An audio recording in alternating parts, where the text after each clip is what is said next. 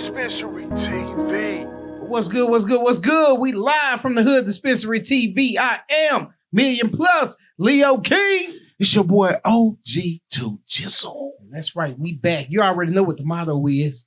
We got what you want, even when we don't. Hood Dispensary.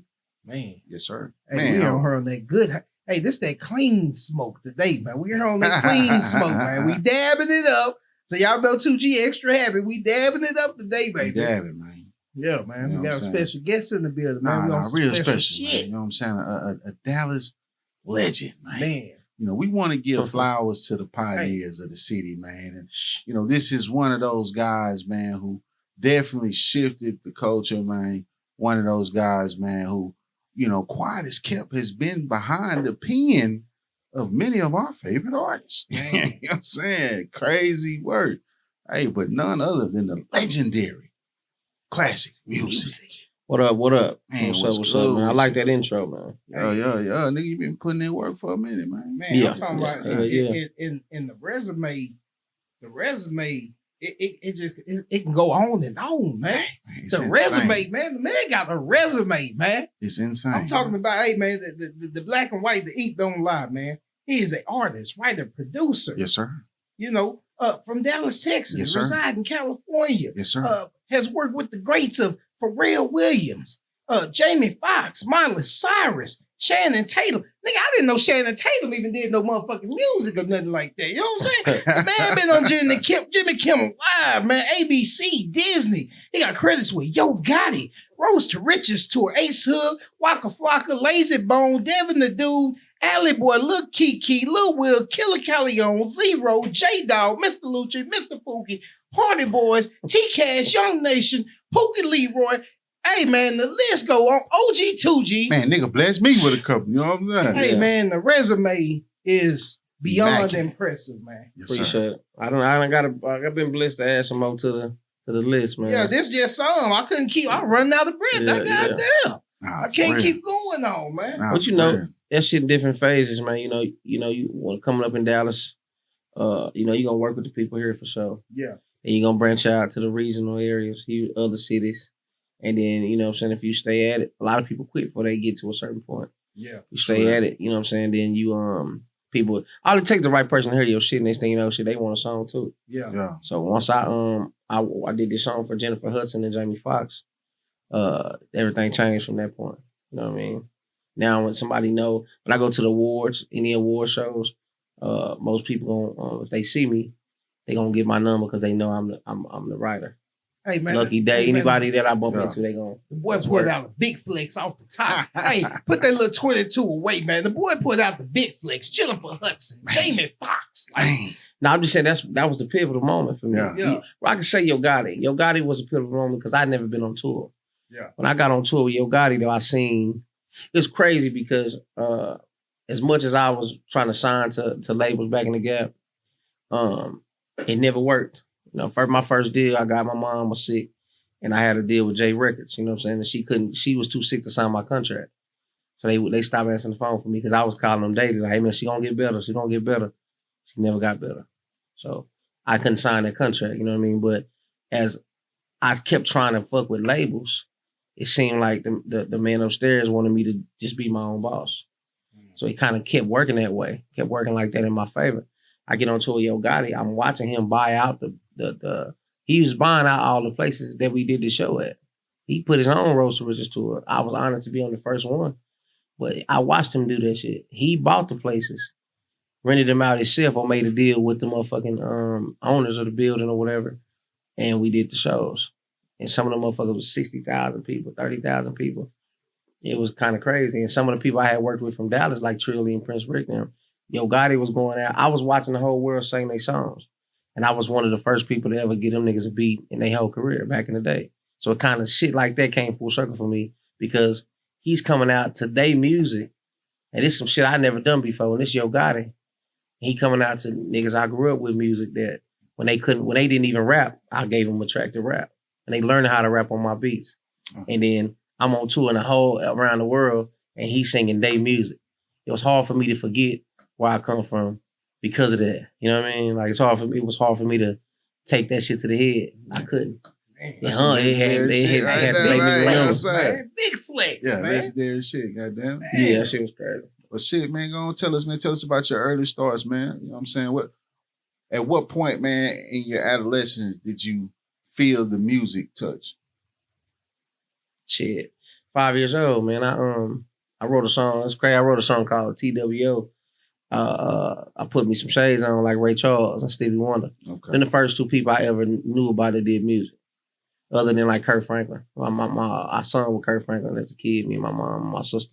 Not Okay. really so much as me. They'll let me pop in and pop out, bribe me to take me to IHOP and shit like that for pancakes. But you You know come what I'm from a saying? musical background.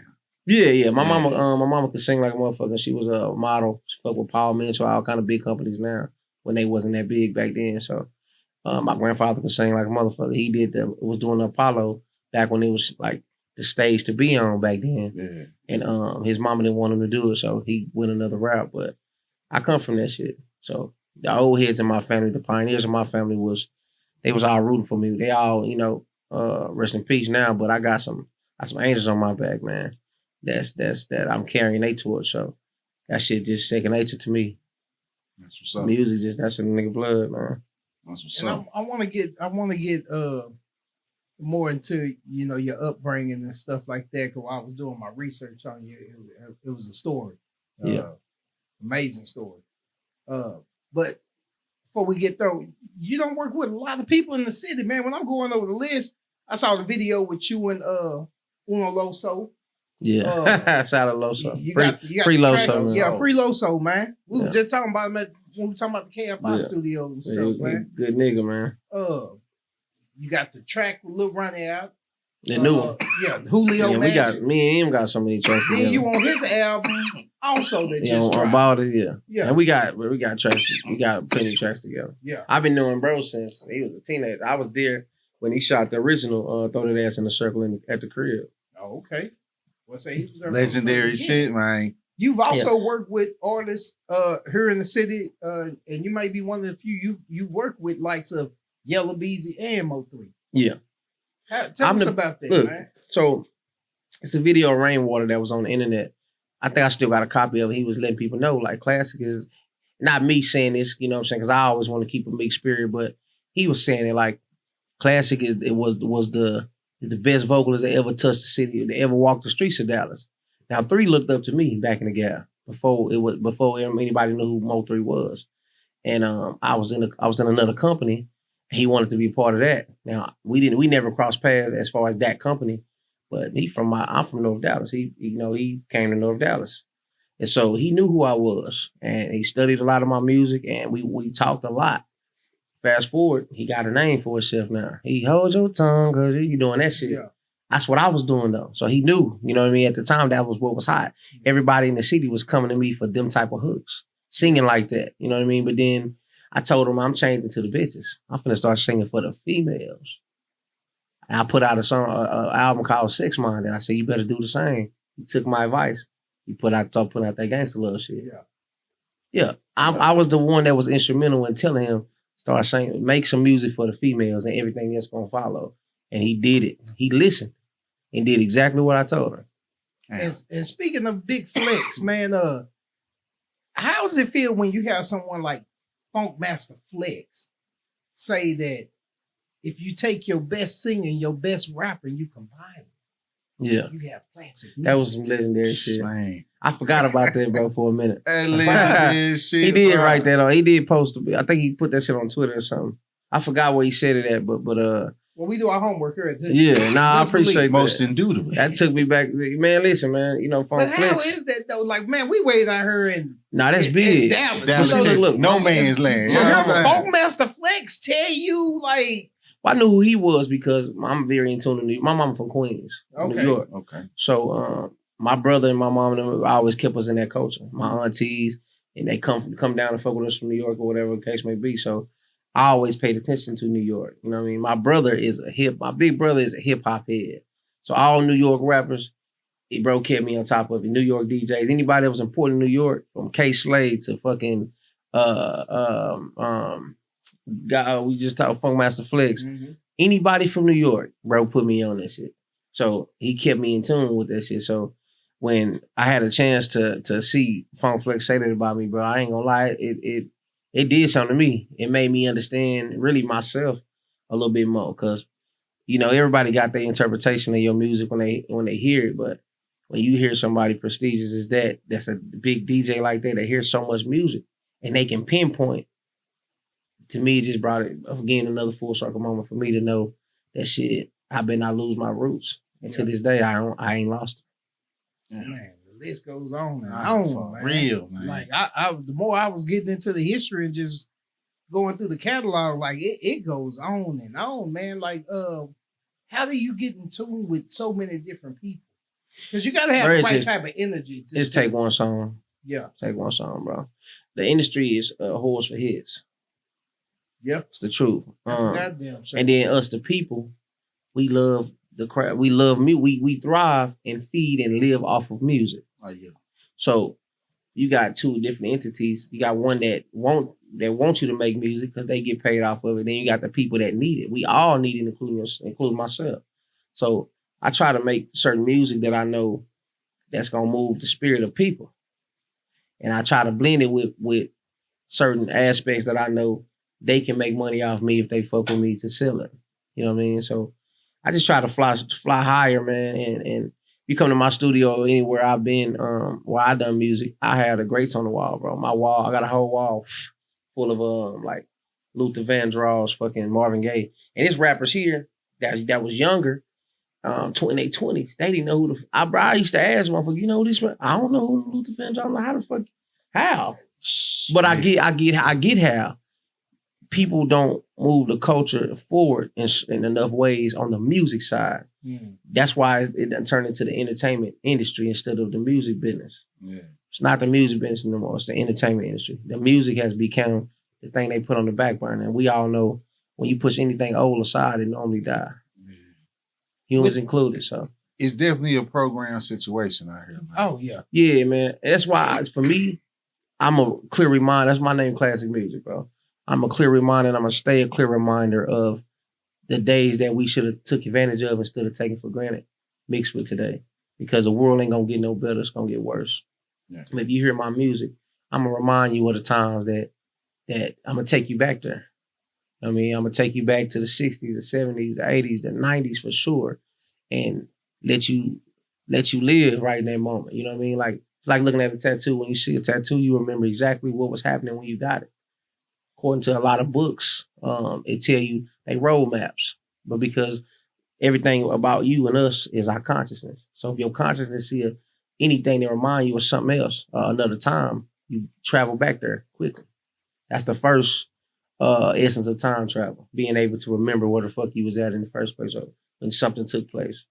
And music the same way. When you hear certain music, like Lil Jon, the Lil Jon era, most niggas know I know that was knocking niggas out. It's toward the Lil Jon era. Oh, yeah. Lil Jon had a song. They had everybody fighting. Hey, Lil Jon had everybody going hard for about 5 years, man. You couldn't, man. You know, and then you got the UGK era to where they was running shit. You got the Scarface era. If you notice, during the era where Scarface was on, even Tupac music was sounding like Scarface music. That's just it was just the time. Everybody was on that. Bone Thug, they was making music like that too. Everybody was making music that was deeper. Smile for Me.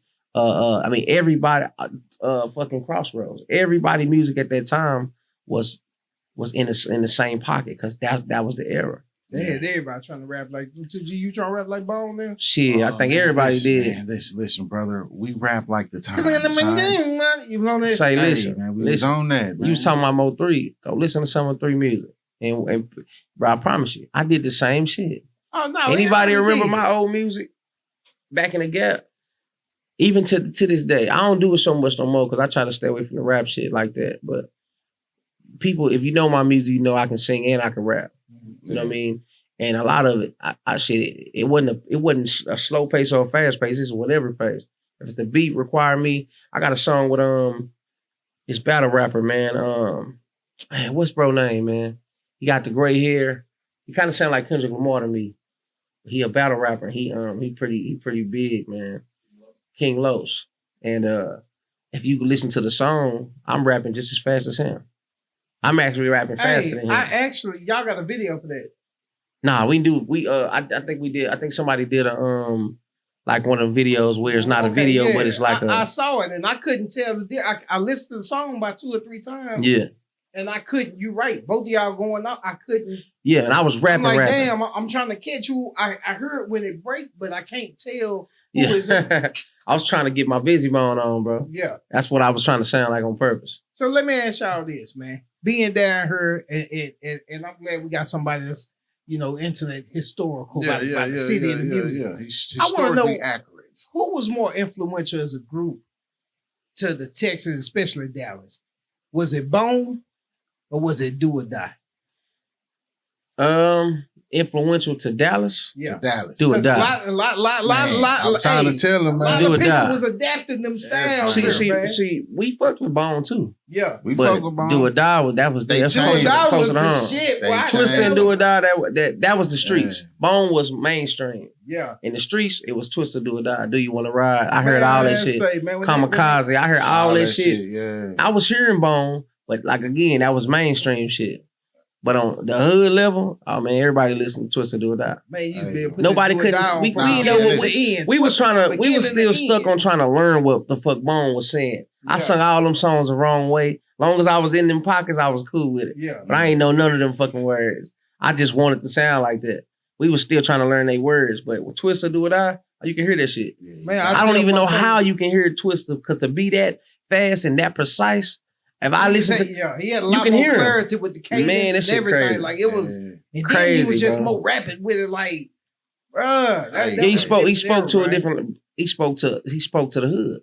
To the youth. Yeah, he spoke to the youth, spoke to the hood. Bone spoke to your spiritual shit. When Bone first came out, they spoke to the hood too, don't get it twisted. It just wasn't how we was in Texas. Yeah. Now, when I was growing up, when I first came to Texas, I'm originally from Alabama. Yeah. When I first came here, I was in Fort Worth, and they definitely jammed Bone.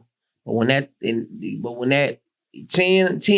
6 out of 10 calls, you hearing Twister, Do or Die, you gonna hear the same song. Do you? And niggas going to get they going to get speakers just to jam that shit. Yeah, bro. Man, I So, tell you you, know. I say, boy, a lot of y'all, you young niggas, a lot of y'all mamas and daddies, boy, when that song came on at the house party, because we was at the end I was there of over. the house Yeah, party. So, yeah. I said, boy, when that song came on, It's up, boy, you nigga. had gangsters. Hey, bro, we about to wait real quick. It's up, man. Oh yeah, for sure. But I ain't Niggas gonna finna pop lie. like a belly Bone, roll. It's my up. favorite It's group, up. my favorite rap group is Bone. Yeah. So, don't get it twisted. Like that's my favorite rap group. I done went and did songs with damn near all of them Yeah. after the fact, because I was like, I'm gonna work with them niggas, man. Yeah. However long it take, I'm gonna work with them. How was that? Man, say you would have worked That experience, with Bone, what's an man. experience like the fuck with a group of that magnitude? I ain't gonna lie, it was cause of Bone. I want some Brady. like a motherfucker. I mean, that shit was cool, man. I remember I was living at Jamie Foxx's crib, and I did I was working on some beats for Crazy Bone. I was even seeing it in the video. I was nervous. I just do like I gotta give him my best shit. You know what I'm saying? Because I've been wanting to work with the nigga since I was a kid. And I'm like, I got a session with him. You know what I'm saying? And I went in, the crazy part, I went and seen him the day before. And me and my partner, man, we gave him some Crown Royal. I think it was either Hennessy or Crown Royal. One of them, his favorite drinks. We entered the spot with him and I forgot the white guy that always be with him, whatever his name is, but they both was there. Introduced myself or whatever, and we gave him the alcohol. And bro, I was super excited. That was like a motherfucker that it's crazy. Yeah, bro, because in my mind, I'm like, damn. I remember throughout my whole motherfucking life, I was trying to learn. I still don't know some of them fucking words. But in my mind, I'm like, that shit got me. I remember the times, like I said about the tattoos. I remember the sad times and the good times or the family fucking dinners or family motherfucking events that I can't never have again with them family members, but your music was playing doing that shit. So I gotta admit, that was big for me. Probably helped maybe 60% of the thugs reading right. Because them niggas was sitting there, I used to watch them. Them niggas was sitting there talking about stop play, trying to write them words listen and try to get the words from Bone and figure out every little word that Busy was saying. I'm telling you, they about 6% of them thugs, man. When they was young, bro, they reached out. motherfuckers was explosive. They came out explosive, man. So That's one thing I shout did out to like Bone, about man. Bone, man. They were trying to help the thugs, man. East 1999, my Know what I'm nigga. I did a song. So I did a song with Crazy Bone, and it went on my album. And then I did a single for Lazy Bone that I did the beat and I sung the hook. So yeah, Man, to you me gonna that make shit me was quit crazy. the Hood Dispensary, man. I'm about to get the camera. Listen, we're gonna steal a Black Magic camera and we just gonna follow your rap, man. The man said he was living with Jamie Foxx. Yeah. Then he just went and started kicking it with Bone. Yeah, he just flew past that like that ain't nothing. Come on, man. Oh, We gonna get this camera. We gonna do this reality show. Bro, look, I take all that shit with a grain of salt. It's all a blessing. But how many people did I help in my lifetime? That's important. That other shit, these people bleed, shit, piss the same way I do. The difference is they've been blessed. Yeah. And they got that mist on them where God chose. So I be want to be around that shit because that's what I'm after. I ain't chasing people or money. I'm chasing that shit. If I get that, I'm gonna have everything else anyway. But if I get that and I meet them and I don't help nobody, I ain't shit. So I don't give a fuck about none of that shit like that. I give more a fuck about who I'm helping. If that shit don't turn into me being able to change lives, bro, I didn't do shit. It was a waste of time. Man, we back live at the Hood Dispensary, man, with the one and only Classik Mussik. Yeah, man. Look. I wasn't saying it like they don't matter. I wanna make that clear. I think all that shit was a blessing. I look at it as a whole, as a journey. You know what I mean? But by the end of my shit, if I didn't turn those relationships and those times and those legendary things I've done into blessing people's lives, bro, it wasn't worth it. Yeah. A lot of people miss the why that's important in the first place. It's to put other people on, to bless other people along with yourself. If you can't do that, then shit, you didn't do shit. So a lot of people think they rich, but they money don't stretch past them and their household. If you can't change other people's lives, bro, you ain't got shit yet. You ain't made it yet. And speaking of your journey, I was doing my research. You from Alabama? Originally, yeah. I was reading about the transition for you and your family coming from Alabama. It was you, your mother, your siblings,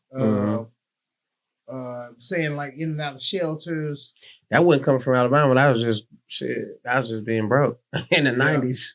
I mean, I read an article where you had made a statement that riding on the bus used to give you clarity. I mean, I used to with the music. Yeah. It used to give me sleep too. Yeah. The shelter had a certain time where if you didn't make it to that motherfucker, you couldn't even get in. So I slept at Akron Station with my family. I just slept at East Transit Center. It's crazy. I got a studio right now on St. Paul, and this Family Gateway shelter I lived at the most is on St. Paul. I'm right there in the same facility. I see them shits every day. I don't know, but it's another full circle moment. To me, I look at a bus stop right there, and it's like my mind automatically like rewind. Like, damn, I was just sitting. Of course, I wasn't just sitting there, but that's what it make me think about when I was young, sitting in that same spot. So shit like that, man. It's crazy because most hood people got a story, but they don't turn it into a testimony until you've been tested, and you go through that shit, and people forget the test part of it. So they go through it and they later turn them into a monster instead of turning them into a monster for something. Like, if that makes sense. Like, it didn't turn me into a hateful motherfucker. You know what I mean? Maybe at the very beginning it made me hate anybody that smiled too hard, and I couldn't do the same. I used to see niggas in families with their kids and everybody just look happy, bro. I fucking hated them. But it was because my life was hell. But then I started understanding shit when I got a little bit older and I got to put some work in, like, washing cars and doing different shit. I was like, oh, them motherfuckers worked for that shit. However they got it, you know what I'm saying? I know if somebody gave you wealth right now, you got to work to keep it. It's somewhere you got to work. If you get rich right now and you don't work to keep it, you're going to be back broke. So I started looking at it that way, man. They life is their life, mine is mine. So it took a minute for me to start looking at it as a journey. And once I did that, I lost expectation. And the only reason why I ask and I tell everyone is, it'd be a lot of kids just watching. Yeah. You know what I'm saying? Watching you. You don't even think They watch you, but they watching you. And when Yeah. they see you Yeah, have yeah. it, they just see you, like you say, Yeah, was a kid, you just yeah. saw them having it. They don't I don't know. know how you got it until I started working and okay, Yeah. this is how I do And it. you see the journey to the build up. Yeah. It's the same. I mean, to me, that's the beauty of that shit, man. I look at it now as I don't know who I would be if I didn't have to struggle like that. I think you know, in a lot of religious places they say to whom much is given, much is required. Mm-hmm. And the other saying is, you know what I'm saying, I'll just say it like this, going through shit. I'll say this, my theory is this, bro. If somebody start out bad, they usually end good. If you start out good, you end bad. We both got to learn the same lessons before we leave here. So if let's just say that's the truth. You got to learn how to be and keep a meek spirit, who you can help. You got to be put in those positions to be able to help people, help yourself, know right from wrong in a nutshell, basically, right? If that's the truth and that's the case, then everything that I went through at the beginning, it just opened doors for everything that I deserve at the end. So for people that didn't go through at the beginning, I feel bad because I know at some point, for my belief, if you gotta learn this same lesson that I had to learn, you finna lose that. You finna have to go through it some way, shape, form, or fashion to learn the same lesson. So I looked at it as I was probably chosen because I ain't going through that no more. You know what I mean? Not now. I'm up now. But I was down then. So I'm saying it's only two ways it's gonna go. Unless you're not here no more. You know what I mean? Man, That's it. in all honesty, bro, I don't think people truly realize the history that you have with music.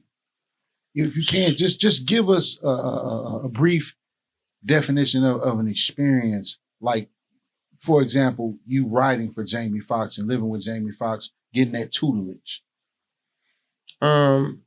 You saying as far as just what was that experience like? I mean, all right, so I'm gonna tie it into the story we was just talking about. On St. Paul, it's a shelter called Family Gateway Shelter, right? When we did make it in the shelter on time, we only had a little bit of time to watch TV. On the weekends, I watched I Love Lucy. During the weekday, I watched Jamie Foxx show. So imagine living and I didn't know nothing about affirmations and calling nothing to me. But I knew in my mind, I used to tell myself, if I meet this nigga or Oprah Winfrey one day, I'm gonna be something. Cause I know I can sing, I can act, I can dance at that time for sure. You know what I'm saying? I can write music. I can do a lot of shit. And I was like, in the Jamie Foxx show, if you notice, he did the same shit. He could play. You know what I'm saying? He could sing. You know what I mean? He could act because the show was an act. So I just was like, man, I'm like him. He made me see me. Then you fast forward, I'm living with him. So you think about how that fuck with your mind, like in a good way. You know what I mean? Like, how did that happen? When I first got there, man, I was in awe because because of what I just said. I just never thought, no, you say that, but you don't know that shit's gonna happen. And then it happens. I tell anybody, if I could give anybody a message, prepare for what you ask for. You know what I'm saying? If you prepare, if you asking for certain shit from God, if you believe in God, or you asking for the universe to give you something, or you searching for something, be prepared for it to be given to you. Because if you handed me $100 right now and I never prepared to take it out your hand, how would I ever get it? I got to put myself in a position to receive while you putting yourself in a position to give. I looked at that shit like that. I wanted to be ready. And I was ready. And when I got there, I was ready to do music with him. I was ready for a lot, but I wasn't ready for Hollywood. I didn't know what it was. You know, there's a lot of people got dreams to go to the beach. And sometimes that shit right there, most beaches right around the corner. So I had to, it brightened my mind, bro. It expanded my brain in the sense of who I am musically and sonically and how much talent I do got. When I first got there, he was introducing me as his next Grammy to people. Like he was asking me, you don't know who this nigga is? I knew I think he knew they didn't know me, but he was saying it in the sense like you need to know him. But he didn't even know my name yet. That's how, as soon as he met me, he went to work. Yeah, I came in with him having a party. 2 Chainz, Rick Ross. There's a lot of people there. It turned it, it was a big party. And so anybody he introduced me to, that's how he talked to him. Like I was already up. So I felt like I had to, oh nigga shit, I gotta get up. If he's saying this and he don't even know my real name yet, I don't think he still know my name. He knew Classik. Yeah. You know what I'm saying? And he's bigging me up to these people already. And I gotta show up. So like back when you was talking about Crazy Brown, bro, in my mind, that whole time I was like, man, I gotta show up. I can't be focused on Dallas. And what I was doing in Dallas, I can't be, I'm on a different scale. Dallas was a little easier for me because I know Dallas, I'm from Dallas. Born in Alabama, but I've been here since 98. So I knew what Dallas wanted. It was the boogie era then, right after the boogie era was kind of still lingering. But so I kind of knew what Dallas wanted to hear. So, and getting on tour Yo Gotti, I started seeing what the world want to hear on the hip hop scale. That was my steps. And then I lived with Jamie Foxx literally right after I got on tour Yo Gotti. I moved in his house. So I got to see my city, what my city want, what I feel, the rap world community wanted. And then I got to see the global scale of everything from acting to singing to the writing. And I got to see how important I was actually to the industry. Before going there, I didn't really know how important I was until I got to learn. I'm bouncing ideas off with Amarion. R. Kelly hearing my shit like, wow, that boy bad. You know what I mean? Like hearing the people that everybody is going crazy over tell me, hey, I need some shit like that. They don't even know it's me first. I'm speaking to them and they listening to my shit. Like, who the fuck is that? And put perspective on my ass like quick. Like, oh yeah, I'm somebody. And I need to start carrying myself like that. I can't look at myself no longer like that nigga from the shelter. Or just another nigga from Dallas. I gotta look at myself like, yeah, everything you went through was for now. I still look at myself like that. That don't really change. To go through, you will never get that knowledge. It's like as simple as I know this shit be seeming complicated, but it's very simple. If a person flips, right? Like let's say a person never been to gymnastics, they a person that just jump all the time and flip and just never sit still. Your grandpa like, hey boy, one of the times you're gonna bust that noggin. Yeah. As soon as he hit his head, he now understand. Ignorance is bliss. When you don't know, you don't know. Yeah. But once you know, that changed everything. Yeah. So that was like, it's like that. I advise everybody, man, to embrace life. Don't try to numb your way through it with drugs and alcohol.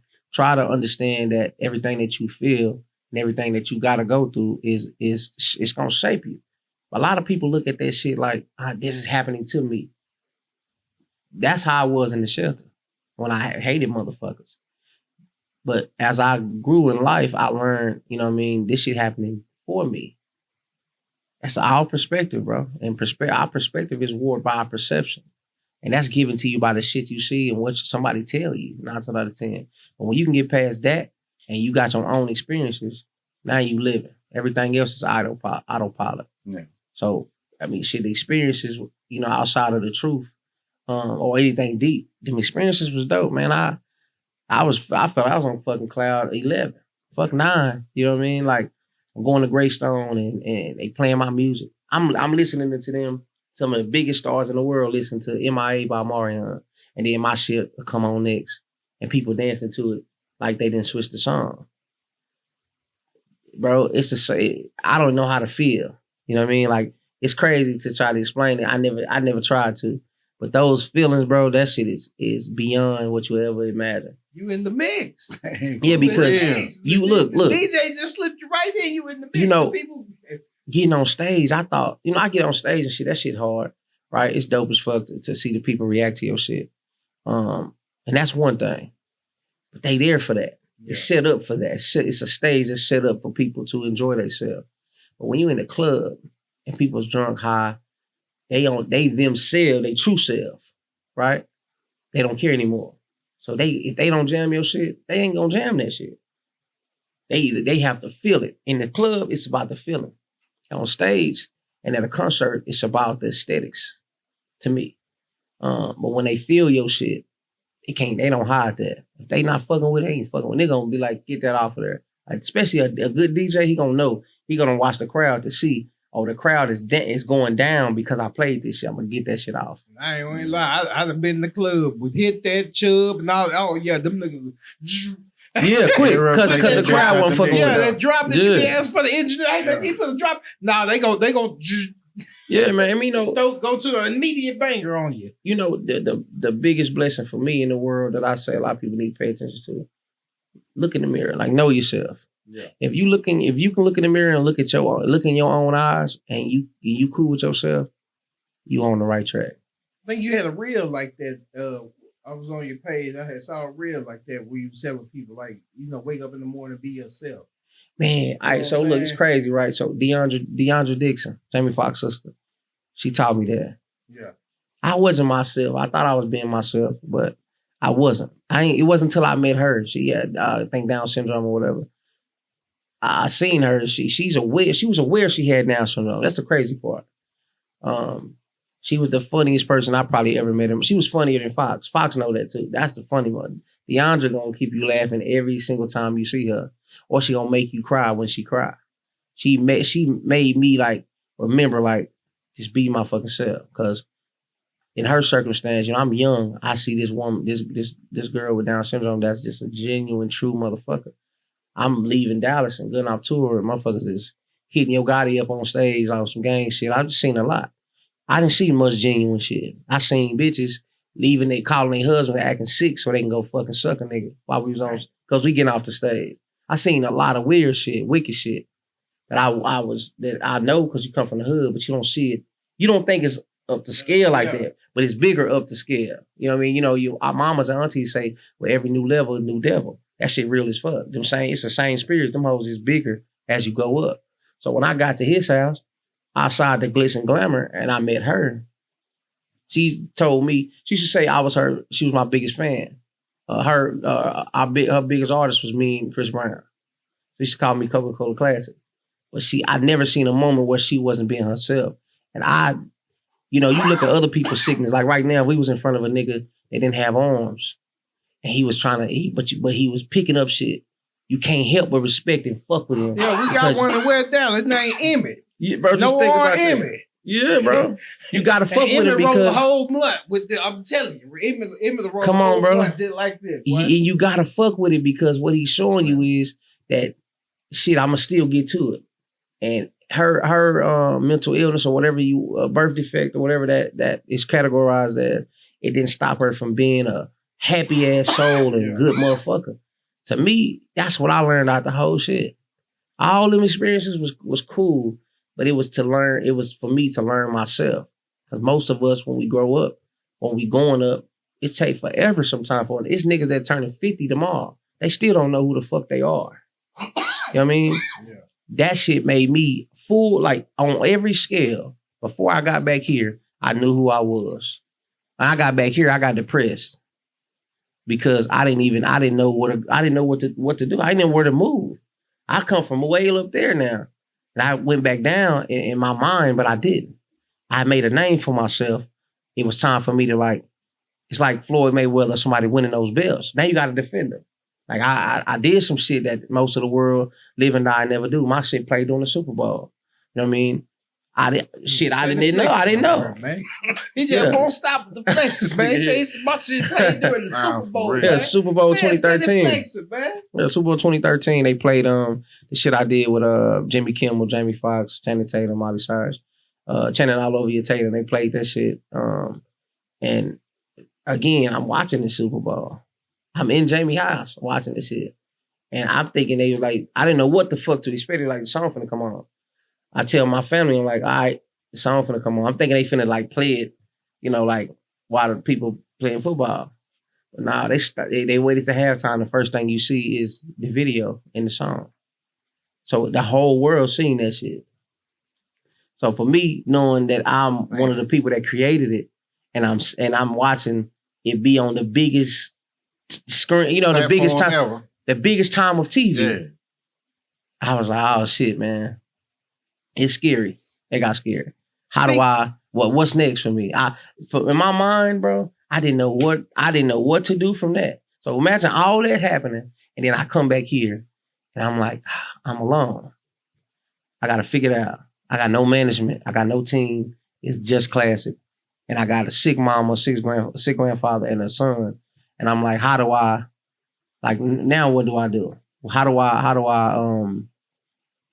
go forward now? Like, you know what I mean? I'm noticing everybody want to meet with me. Everybody want songs with me. So I'm noticing that my work was paying off. I made a name for myself. I got that. But then how do I defend these titles? How do I stay afloat? You know what I mean? Like, I don't want to be a fucking Ali and then, you know what I'm saying? I don't have Parkinson's, but yeah, I can't box. Yeah, I was like, shit. The next thing I'm finna do, I'm finna make my songs fucking undeniable. Yeah. That way, no matter what scale they on and who hear them, you gonna feel the same. So since I didn't know what to do, that's what I focused on. I'm finna make my beats and my songwriting and my vocal skills fucking impeccable to the point where you can't deny my shit. That's all I could do. Yeah, you definitely did that, goddamn. You know what I'm saying? Like straight up, man. You know what I'm saying? Like I think I became a fan, bro, about 2017. And then throughout the years, you know, being somebody that's following you on Spotify, whenever you drop a new single, you know, they automatically pull you up and let you know. And shit, bro, the shit has just been legendary, man. And speaking about your experiences, you know, you put in the work and then you start to get the, you know, experience the fruits of your labors. I'm reading and say you're multi-business owner. And then I'm seeing you're in the what's this, the Rolls Royce, Bentley? Yeah, you know what I'm saying? Like, man, tell me how that feel, man, to go from here to Rolls Royce, man, the little thing coming about the hood, man. You know, hey, man, you put that work I ain't gonna lie, bro. I ain't gonna lie to you. I didn't know how important that shit was. I just learned that your car is a face card. I ain't gonna lie. I never cared about this shit. And then when I had the car and I seen the attention from having the car, I was like, oh shit, that's what that means. Yeah, like I didn't. Nah, I'm saying like driving that in the parking lot or down the street. Yeah. Anybody see it, everybody want to talk to you. You know what I'm saying? If you pull up in a meeting, they'll take you more serious than a person that might be more serious than you just because of your car. That's you trying to pull a chick. Oh yeah. They're gonna you pull up in the hood. It's giving people hope in the hood. I didn't realize what having a vehicle, but it's just like your shoes. Yeah. If you pull up somewhere and you like, shit, I'm making money. I can teach you how to make money too.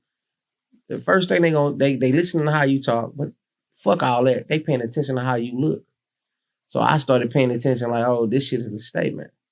It's showing people like, you know what I mean? Like I can do this. They want to do it too. Hey man, what do you do? Just off that shit alone. So I went and bought me a Maybach. You know what I'm saying? I'm like, shit, this more stable. That Rolls Royce costs a lot. That was like a company vehicle. I'm like, shit, the scrape on that motherfucker's $5,000. I ain't finna fake the phone. I couldn't afford that shit. I couldn't afford a Maybach. I wouldn't got that. I still got that motherfucker to this day. Man, if I pull out the Maybach versus my Lexus, it's a whole different treatment. Man, like Lex Luke over there, steady flexing. That's about shit, man. Nah, man, listen, bro. It's the instruments, man. Pimp C said it best. That shit, instruments, not just to get the bitches. I agree with that. But it's instruments. It's a card, bro. Yeah. It's like a business card.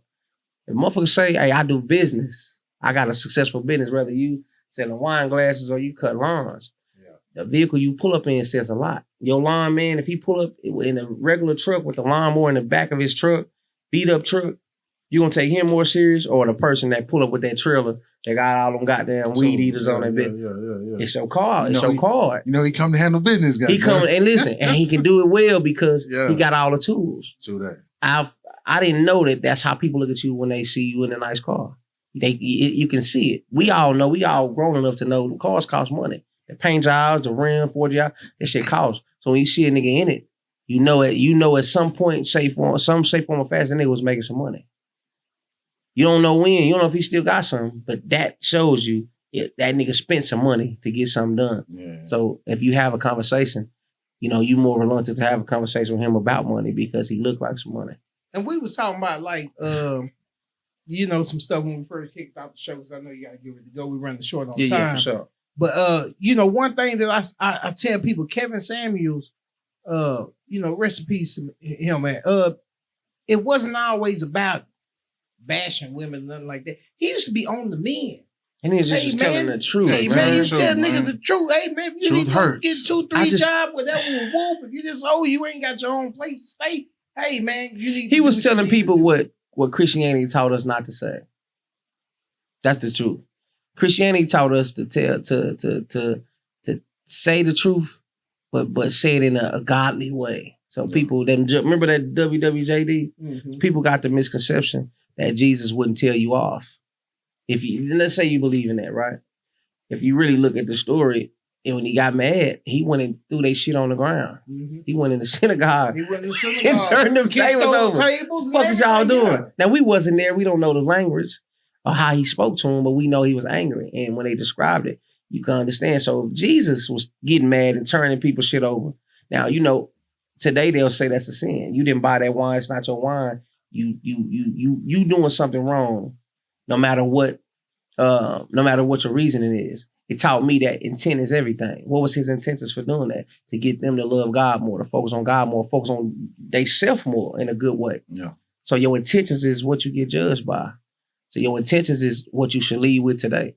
If you put your intentions out there, 9 out of 10, me watching Jamie Foxx versus living with Jamie Foxx, my intent led me. My intent led my life. Manifestation. Yeah, without speaking it. Yeah. If people listen, man, people say the power of life and death is in the tongue. So imagine what's in your mind. If your mind tell your tongue and your mouth to fucking move. Man. Power So- of eternity. Your intentions. What's in your mind is always your intention. It's at the forefront of your heart. So if you can kill, steal, and destroy with the mouth, manipulate with the mouth, and anything using your tongue, and your brain is the most powerful thing you got other than the good. What does that tell you? The only thing can pollute the brain is the good or the blood. Yeah. That's it. So what's more powerful than the mouth? The fucking brain. So if you can think better, you're gonna speak better. If you know better, you're gonna speak better. You're gonna make everything everything gonna change if your mind change. So for me, bro, I pay attention to intent. Right now, if a nigga my partner for 20 years, and I know he come around me today and his intentions fucked up, we ain't gonna be cool no more. Point blank, period. I don't give a fuck what kind of car you drive. I ain't one of them type of people. If your car dope as fuck and you talk to me and your intentions is right, I'm gonna fuck with you. And I can see, again, that you own to something. But if your intent is fucked up, I don't care what you drive, I don't care what you got going on, I don't care if you done what I've done or better. If your intent fucked up, it's gonna lead you. And 9 out of 10, that's why on social media we see a lot of people getting fucked off. Intent's fucked up. Bad intentions. Yeah. Some gems right there, man. Real gems. Man, it's being somebody, bro, who got real history in the city, bro. You've actually been blessed to work with underground artists, from earlier 2010s, 2011, 2012, as a younger guy to now being an adult, also dealing with artists in this new time span. How do you feel about the growth in the city and the new Dallas movement? Shit dope. Anybody that know me, shit, I've been preaching that shit forever. I tried to do it a lot. You know, some of my old songs, man, I put 4 or 5 niggas on the same song. Yeah. From different parts of the city on purpose. Because I was trying to build the unity. You know what I mean? Lil Beast, a lot of people I hit up that I spoke about unity to them. You know what I mean? Because we needed it. I just knew a room full of bosses is hard for anybody to lose. Yeah, You know what I'm saying? But them youngsters got it. Yeah, they got It ain't, but if you see, this the crazy part. Everybody knows that. Everybody knows that, bro. Everybody knows that if you're around people that got something, you can get something. That's a simple rule that everybody knows. If you broke as fuck right now and you walk into a room full of millionaires, 9 times out of 10, you're gonna get something out of it. That's why you would want to be there in the first place. You know what I'm saying? Yeah. The difference is, again, your intent gonna carry you. Them youngsters want to win, and they all want to win.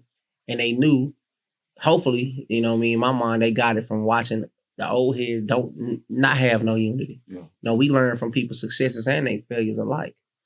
So how many motherfuckers that should have showed them unity that they didn't see? You know what I'm saying? Yeah. And they probably realized, we ain't gonna do it like that. We're gonna do it like this. We're gonna show them how they should have done it and why they probably would have been on still if they would have done it like this. Or they would have reached these different plateaus. They didn't have no unity. The only unity I seen most of it got broken up after a while. So how real was the unity? You know what I mean? Yeah. They shit, not saying they shit gonna last 40 years, but I hope so. I think that shit is dope as fuck because it's showing more youngsters. Hey man, let's get this money together. If you get it together, then it's hard to lose. If I got $1 million, you got $1 million, you got $1 million, you got $1 million, and I lose mine, shit, y'all can get me back on my feet. You get what I'm saying? It's hard to lose that way. And vice versa. Yeah, exactly. Yeah. If every three, if y'all lose y'all $1 million, but I got one and I'm willing, we got it together, and I'm willing to split my $1 million up, we all back on. It's hard to lose that way. I think they got a fucking formula that I hope carry them for the next 50 years of their life and bless everything they touch. So that's the real blueprint. I think it's dope. Man, before we get up out of here, man, what's next for Classik Mussik, man? What you want to let the fans know, man? Shit, new music, man. New music, complete revamp. I'm doing some crazy music right now. I've been on a crazy wave of new music, man. Just going back into them times, the 90s for sure right now. That's what I'm in. So the new album coming soon, November 10th. That's what I put my right now, that's my aim. November the 10th, Emotional Joker. Now, I had it out before. I'm doing something different with it. I took it down because a lot of industry people want to buy my songs, but I put them out on that album, so I took it down. I'm finna put it back up with new shit on them. I just got some. For me, it's just dropping new heat, and I've been really learning and seeing that the shit I done in the past, like the new past, like the near past, people really was fucking with that shit. I just didn't know. I'm an introverted person, bro, so I be in the house. You know what I mean? I need to be outside for a reason. So when I pop outside, you know, it's police downtown that, are you supposed to be here? Oh, you Classik Mussik. Shit, that shit a blessing. Yeah. So I gotta, for me, it's next is just keep working, man. Keep working on a certain level that they probably never seen me on, and just do it for me now, not for the other artists I'm writing for or nobody else. Finally make something and do something that's strictly about myself, for others too. But I got to do this one for me. You know what I mean? Man, the Hood Dispensary definitely gonna stay tuned in, man. For real. Hold on, man. Before we go, man, I gotta ask you about my favorite song from Classik Mussik. Yeah. VVS's. Man, what mind state was you in when you wrote that song, bro? That motherfucker, man, that be legendary to me, bro. I mean, shit, man. I look at and why at that time I look at women like gold now. Gold don't appreciate they're a real woman in this day. They value only go up because it's a lot of females that don't operate like